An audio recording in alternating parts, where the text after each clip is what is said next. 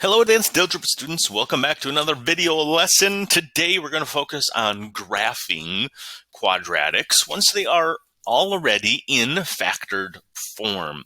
First semester we learned how to graph these a little bit, particularly on Desmos, but now we're going to focus on graphing them by hand because they're already in that factored form for us. We know what the factors are. And so really what I want you to do is to look at this equation, y equals x plus 4 times x minus 2, and just pause the video for a moment and write the answer to this. How do you think the graph of that equation is going to look? What do you think is going to happen? Try not to use technology, just give a quick prediction.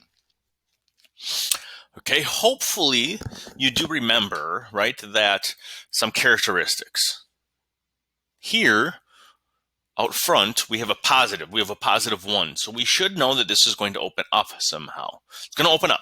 So at least if you know nothing else, hopefully you noticed that it's going to open up. What do the 4 and the 2 do? Well, really, you're going to find out those are x-intercepts. So I can predict, because I've seen this a lot, here's a negative 4 and here's a 2, that I'm going to have x-intercepts, and going to look something, similar to that once we get more in depth. Okay, but a lot of what we already learned comes into play here, comes kind of into the consideration for how we graph. Now, here's the key points, the key things that you need in order to graph this with accuracy and not using a calculator. You need to know the x-intercepts, right? Those are the zeros or the solutions that we've been working on all week. Next, you need to know the y-intercept. Where is the y-intercept for this quadratic? And then last, we need to know where is the vertex. Where's that minimum or maximum spot of the parabola? Now, why are we doing this without a calculator and accuracy? Now, a lot of these skills you already have, right? We know how to find intercepts because we know how to find zeros. Believe it or not, you actually already know how to find a y-intercept. You just might not remember. And then the vertex, well, it's the most difficult part of the three. It's a skill that you already know. And so we're going to talk about that as well. We do need to show work on all of these, especially when we're talking in a virtual world. Anytime we have target practices, assessments, things like that, we got to make sure that we are showing our work. So let's take a look at key point number 1, finding the x-intercepts. Well, remember that factored form gives us these two factors, x minus some number, x minus some other number, or it could be plus, whatever. And we might have an a as a GCF out front or something like that. But the a value, remember, tells us if it opens up or down. If a is positive, it's going to be a U-shaped. If a is negative, it's going to be an upside down. Okay, open up, open down. Also, these zeros and x-intercepts are the same exact thing. So if I go back over here really quickly, right, we should be able to identify that one solution is x equals negative 4, and the other solution could be x equals 2.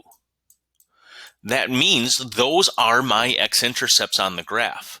So here at negative 4 is an x-intercept, and here at positive 2 is an x-intercept. All right. So once we have factored it, we might have to factor the problems in order to graph, but once we've found the factors, we have actually found the zeros and the x-intercepts. They go hand in hand. Now, once we've done that, those are what I would call the easy. We know it's going to open up because there was a positive a value. We found the x-intercepts because those are the solutions. We now get into finding the y-intercept.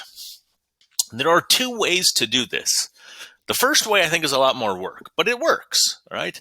Convert the equation back to standard form where we have ax squared plus bx plus c, because then that c value is your y-intercept. Right, so you could use that foiling method. Some of you learned it, or again, I called it the box or the distributive. So you could certainly do that. I'm going to recommend number 2. If I'm looking for a y-intercept, the x value had to be 0, right? It's 0 comma y. So I'm going to substitute 0 into my factored form for all of the x's, and then I'm going to solve for y. So let's see what that might look like. Well, there you go. I got negative 8. Right? If you plug in a 0, 0 plus 4 times 0 minus 2. I should really make that look like a, there we go, 0 minus 2. So 4 times negative 2 is how we get a y-intercept of negative 8. There's my negative 8. There's my negative 4 as an x-intercept, and positive 2. So we've kind of got what it's going to start to slowly look like. We know it's going to open up. We know those are the intercepts. Now we've got to find the exact vertex. And this is the trickiest of the three, but it's a skill that you know. Remember that every parabola has an axis of symmetry. A line, a vertical line that we can draw where the two sides are the exact same. And that line has to be exactly between your x-intercepts. So what are we going to do? We found the zeros, right? In this case, it was negative 4, and it was over here at 2. Negative 4 and 2. So we're going to find the halfway point, the middle of them. In a sense, how far apart are these two numbers? From negative 4 to 2, that's 6 units, right? From here on the x-axis all the way over here is 6 units. So the middle is 3 units. So I need to figure out what is 3 away from both of them. In this case, it's negative 1. X equals negative 1. That's the x-coordinate of my vertex. Negative 1 comma something. Negative 1 comma something. Well, how do I figure out the y value? We're going to do the exact same thing we did with y-intercepts, except we're going to use negative 1. Right? It was x plus 4 times x minus 2. And I'm going to plug in the negative 1 for both of those. Make sure we're using the right one. X plus 4, x minus 2. So now if I plug in negative 1 plus 4, I get a value of 3 times negative 1 minus 2 is negative 3. Or 3 times negative 3 is negative 9, meaning my vertex is at negative 1, negative 9. Negative 1, negative 9. Right? We substituted to get negative 1, negative 9 for our vertex. If I plot that, negative 1, negative 9 would be right down here. So, whoa. Got to let go of the shift. There's that side of the parabola. And if I can draw this accurately,